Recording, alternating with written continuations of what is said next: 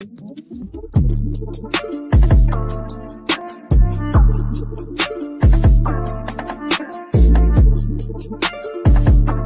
watching Reason and Theology Live, a show dedicated to charitable discussions, debates, interviews, commentary, and analysis.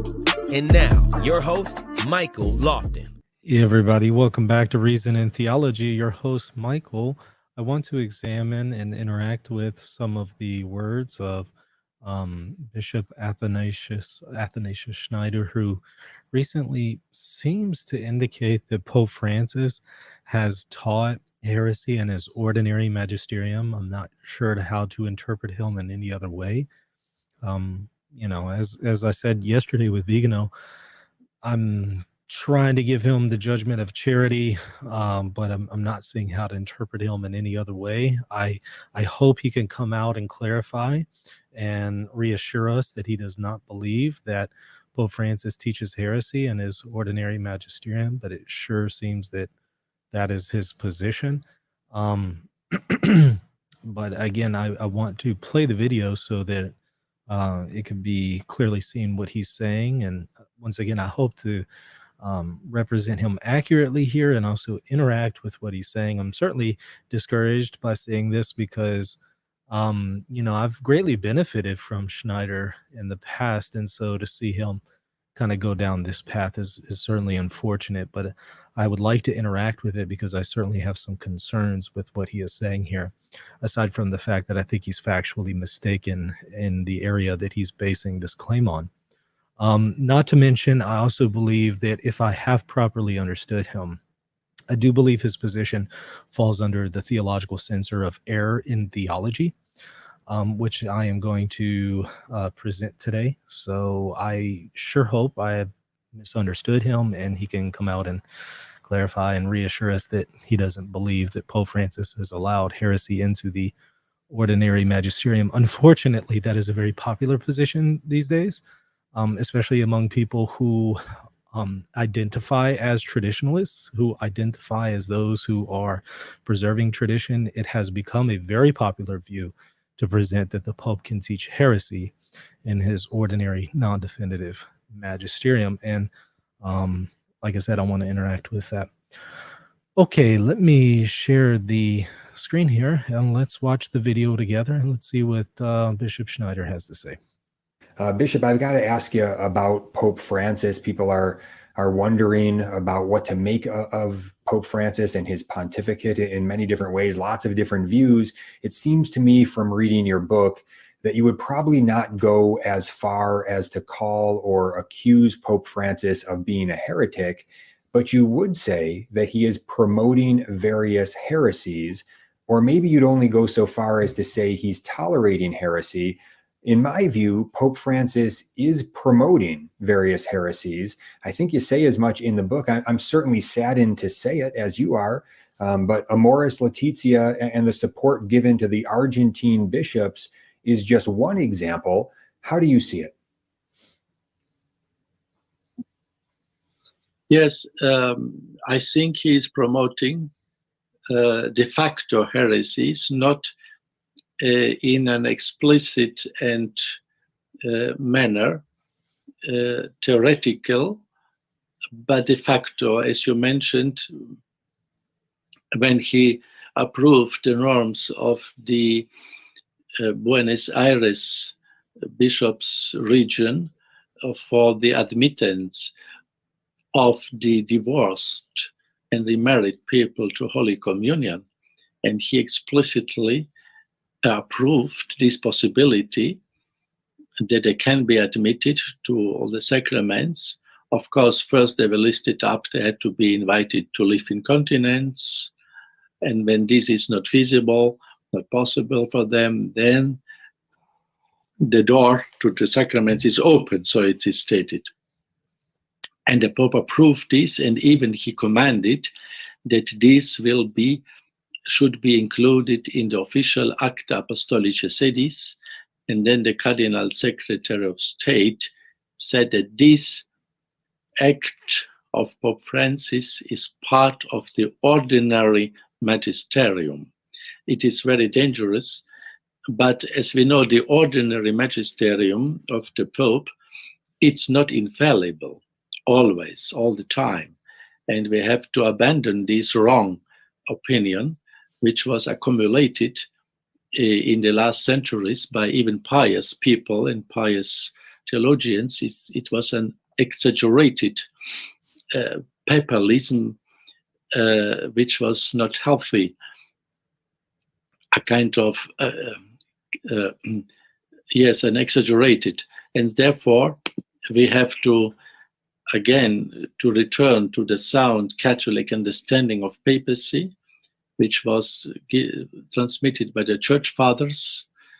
And so, because the Pope can do an error in his ordinary magisterium, and he did, the church history demonstrated this in some cases, only when the Pope is speaking explicitly ex cathedra, and he has to state this, then he has the assistance of the Holy Spirit, that he will be kept from errors. So it is a negative assistance. So the Holy Spirit is assisting that the ex cathedra pronouncements, judgments on topics of faith and morals will not be erroneous. It is not an assistance that this is the best expression, but it will be not erroneous. This is the meaning of the dogma of the infallibility of the Pope. Okay, so I think that this was an overly simplistic understanding of the magisterium, unfortunately, that Bishop Schneider offers here. He indicates that what Pope Francis has put out in the ordinary magisterium is dangerous. That's already going to be something that I think falls under a theological censor of error in theology. And then number two, he also says de facto he's promoting heresy, and then he mentions this in his magisterium. I don't see how de facto versus de jure, somehow that distinction really factors in here or makes a difference. I don't see how it makes a difference at all if the end result is dangerous according to Lefebvre. No, I'm sorry, not Lefebvre.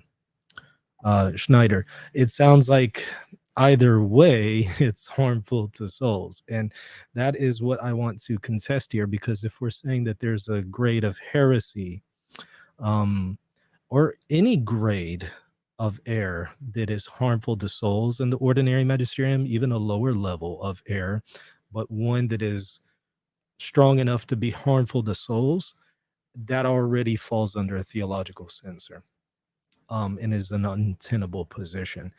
Let me first address this overly simplistic reductionist understanding of the magisterium that we heard from Schneider, that is frequently put out today in Catholic circles among traditionalists, that I think is deficient. You'll hear them say, okay, well, papal infallibility refers to the Pope being without error whenever he speaks ex cathedra. It doesn't necessarily mean that he uses the best words, but it will be free from error. But that only pertains to ex cathedra teachings.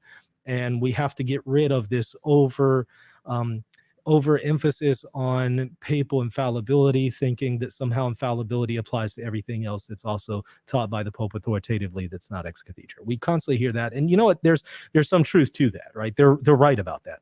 There are some Catholics who treat everything that the Pope says as infallible. And even in his magisterium, like anything that he says in his magisterium. So anything in an encyclical, they'll say infallible. Well, I think they are right to point out that that is a misunderstanding of Vatican I, and that is an error. That's not true. There are non-definitive teachings that are authoritative, and that would then make them non-infallible. So it is possible that the Pope could teach something authoritatively that is in error. That is possible, and they're right to note that. But here's where they have an overly simplistic understanding. They think that because he can teach error in his non-definitive magisterium, that somehow means that he can teach any grade of error. That does not logically follow. And that does conflict with some things from the magisterium and also the theologians in the preconciliar era. So what I'm trying to say is this: not all errors are of the same grade. There are some errors that are incredibly low on the scale. There are some that are incredibly high, with heresy being at the very top. This notion that you could have an error so severe that it's dangerous to souls in the ordinary magisterium, or even somehow is de facto heresy and promoting heresy de facto in the ordinary magisterium, that's certainly a claim that the Pope is teaching something that is harmful to souls. I want to say that is not a position that we as Catholics should maintain. I contend that that is an error in theology, and here's why I say that. You see in the preconciliar era several claims that you'll see made by various manualists, where they'll talk about how not only is the Pope guaranteed to have some kind of safety to his non-definitive teachings, but even the congregations under him, when they speak on his behalf in common form or in specific form, are guaranteed to have some kind of safety to them. And somebody might say, well, how does that make sense? Because you just said that it could be an error, but then you're speaking of safety. Because some errors are not necessarily harmful to souls. That's why. And then some errors are. If 2 + 2 = 5 is not necessarily harmful to souls, but if you're trying to launch a man to the moon, I guess it could be harmful to somebody, not to their soul, but to their body, right? But you get what I mean, right? There's some errors that don't necessarily carry a destructive element to one's soul with them. But then there are some errors that do carry that element of something destructive to one's soul, specifically heresy, right? Heresy destroys the soul, and because it's going to destroy faith. So that level, that grade cannot be tolerated in the magisterium, because there's still going to be a safety there. Now, you'll notice that Schneider spoke about how there's this protection of the Holy Spirit for ex cathedra teachings, and he only spoke about that. But he misses the fact that there's also a divine assistance for non-definitive teachings. That is testified to in the magisterium, and I'm going to show that here in a moment. That's not only testified to in the magisterium of John Paul II, but I also want to bring it up in Humani Generis in a moment. But here's the question then. Okay, how can you have a divine assistance for something that could be erroneous as far as the proposition? Here's how. You could have an error that is not necessarily destructive to one's soul and harmful to one's soul. But he just said that this error was one that was dangerous, which would certainly be destructive to one's soul. And he also said it was de facto heresy. So that would certainly be harmful to souls. That's an untenable position, because the divine assistance of the Holy Spirit is not only going to pertain to the infallibility of ex cathedra teachings, the divine protection of the Holy Spirit also pertains to non-definitive teachings whose proposition could be erroneous, but not to the degree that it's destructive to souls. And this is where I want to try to balance out some of this overreaction that we hear from some traditionalists who have this overly simplistic understanding of the magisterium and propose that, well, you guys, you're just overemphasizing papal infallibility, and you just got to recognize that divine assistance is only for things ex cathedra. But then they miss this other element of a protection and a safety for non-definitive teachings. This is coming from Salaverri, Joachim Salaverri, in his work, the Sacrae Theologiae Summa on the Church of Christ, 1b. This is coming from page 242, section 662, or paragraph 662, where he's actually building on the work of Franzelin, among others. It's not just unique to Salaverri or Franzelin. But notice what he says here. He says, the inferior authority of doctrinal providence, as we have called it, which is not dependent but is communicable with dependence on the Pope, and is communicated by the same pontiff with greater or lesser extension to a certain congregation of cardinals, we think that judgments of this kind also outside of a definition ex cathedra, so outside of ex cathedra, can be considered in such a way that they demand obedience, which includes the submission of the mind. Not indeed that the doctrine be believed infallibly to be true or false, but that it is judged that the doctrine contained in such a judgment is safe. And for us, not indeed from a motive of divine faith, but from a motive of sacred authority and so on. What is he saying here? He's saying that for the Pope, and even for congregations who teach on his behalf in common form or specific form, when they teach, it's not that they necessarily have an infallibility. That certainly can't be delegated to the congregations.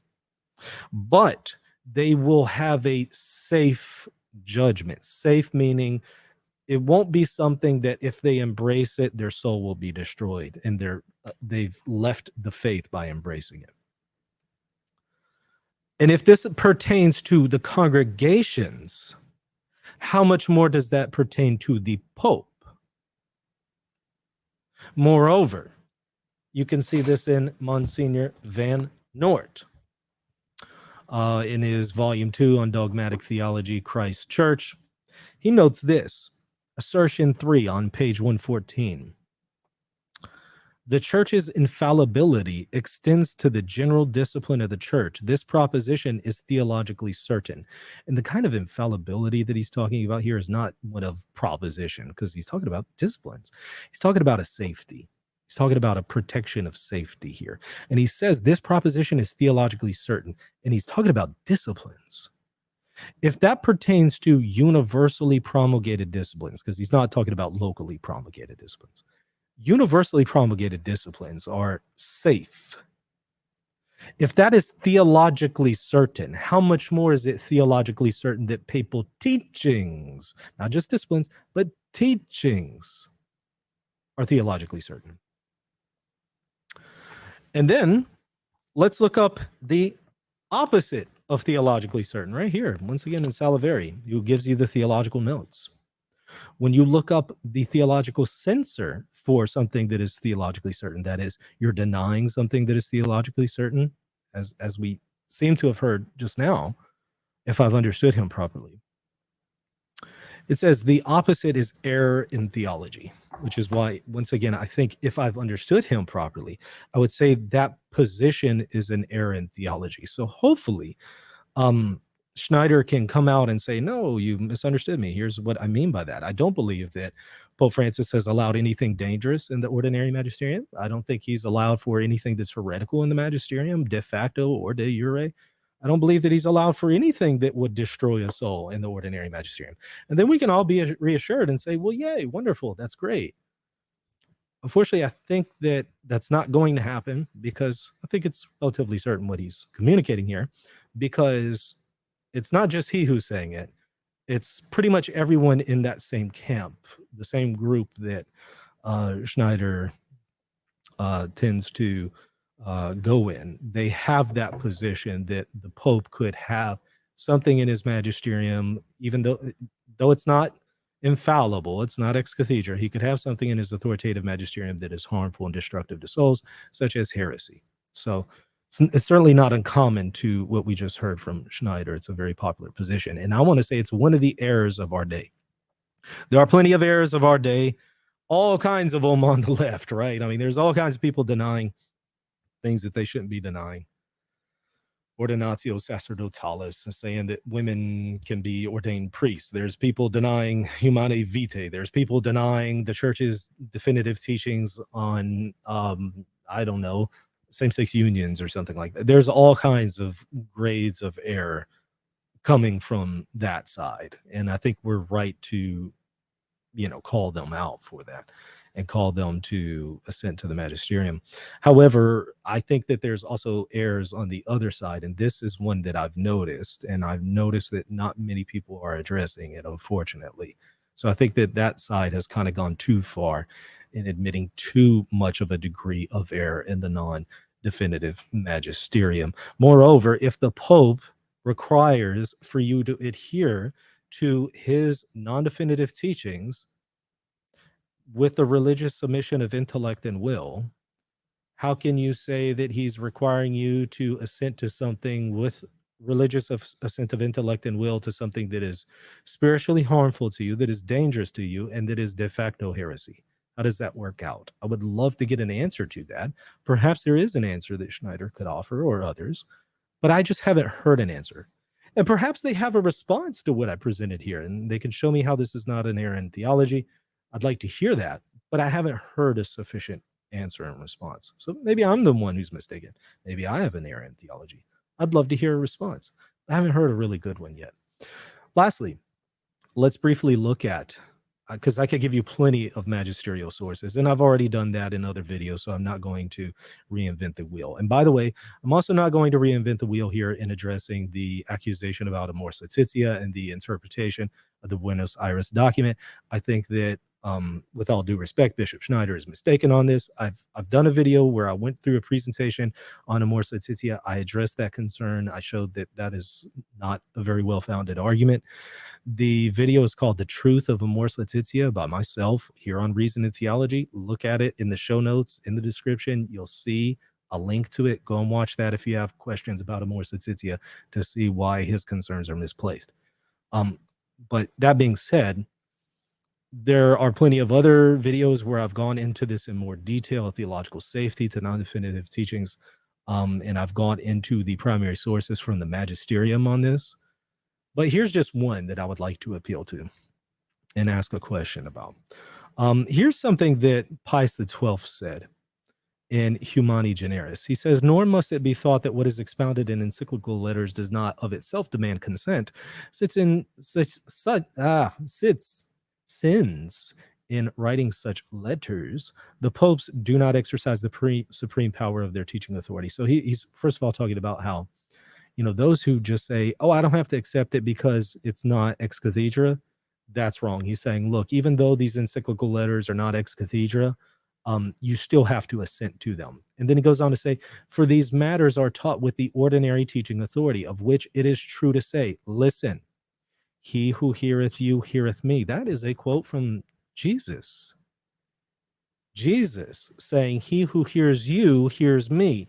The Pope just applied that to non-definitive ordinary teachings of the papal magisterium. He who heareth you heareth me. And generally what is expounded and inculcated in encyclical letters already for reasons that pertains to Catholic doctrine. But if the Supreme Pontiffs in their official documents purposely passes judgment on a matter up to that time under dispute, it is obvious, which he did, by the way, with Amor Laetitia, right? It is obvious that that matter, according to the mind and will of the pontiffs, cannot be any longer considered a question open to discussion among theologians. If that's true of theologians, how much more is it true of bishops? Lastly, though, how can the Pope say this if the Pope can have de facto heresy and dangerous teachings in his ordinary magisterium? How can we say he who heareth you heareth me applies to those non-definitive teachings? How is that? That's my question. Well, we can't say, well, it applies in the sense that the proposition will be true, because that would then mean everything is infallible. And that's not true, right? It's obvious that there could be non-definitive teachings. So we can't say that he who heareth you heareth me somehow guarantees the truthfulness of the proposition. But we could say as Christ's voice is still present in that teaching insofar as it will not lead one to the destruction of their soul. It will not have that grade of error. Because again, somebody might say, well, how can Christ's voice be present in error? It's only present insofar as it will not allow somebody to be harmed. It will be theologically safe. And this is also something we see from some of the audiences of John Paul II, where he talks about a divine assistance of the Holy Spirit for non-ex cathedra teachings. He's explicit about that. He says, look, there's this assistance for ex cathedra teachings, and even when the Pope is teaching non-ex cathedra, there's a divine assistance. And my question is, again, how can we speak of a divine assistance for non-definitive teachings? It can't be a divine assistance for the teaching itself as far as the truthfulness or non-truthfulness of the proposition, because otherwise everything would be infallible. But it has to be at least something that is going to guarantee the safety of it, such that if I were to embrace this teaching, which I'm commanded to do with the religious submission of intellect and will, would at least not be of a grade of error that would destroy my soul. But heresy would. and something dangerous would. So that's my concern with what I've heard from Schneider here. Assuming I've properly interpreted him, perhaps I have misunderstood him. I'd love to hear him come out and say, you've misunderstood me. And I'll be happy to come on YouTube and say, I am so sorry. I apologize. I've misunderstood Bishop Schneider. Here's what he was saying. Please forgive me for this. And I'll go to confession. I'll do all of that. But otherwise, I think that it's right to legitimately have some concerns here about what Bishop Schneider has said. And the questions and the material that I've presented here, I think needs to be engaged. Because I think these are legitimate concerns for one to have. Anyways, I hope this was helpful. If it was, hit the like button and the subscribe button. And if you want to support me in what I'm doing here, you believe in what I'm doing, you think I'm doing good work, I appreciate it. Definitely hit the like button, hit the subscribe button, and also consider supporting me here either on YouTube by hitting the join button or patreon.com/reason and theology. All right, guys, I will see y'all later. God bless. Oh, wait, before you go, I would really appreciate it if you would consider supporting this channel. This is my primary means to provide for my family, and it also helps me to produce content like this video. If you would like to support me, become a patron by visiting patreon.com/reason and theology. You'll also get access to extra exclusive content when you become a patron. Lastly, hit that like button and the subscribe button, and be sure to leave a comment down below. God bless.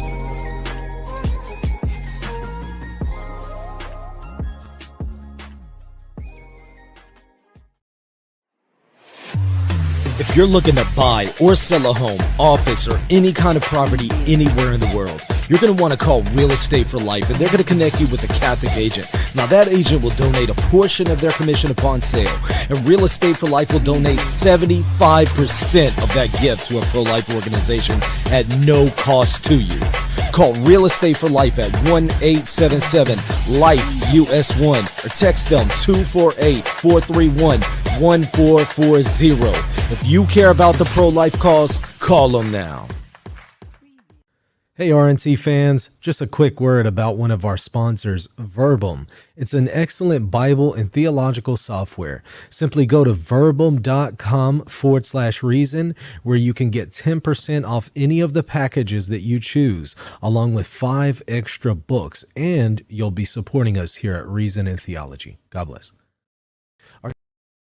Are you confused about how Catholic teaching authority works? With encyclicals, papal bulls, councils, and many other things, it's easy to get confused on what is authoritative and what is not. Fortunately, at MaximusInstitute.com, I have prepared a course explaining the Magisterium from A to Z. Visit the website and check out the course Understanding the Magisterium for more information.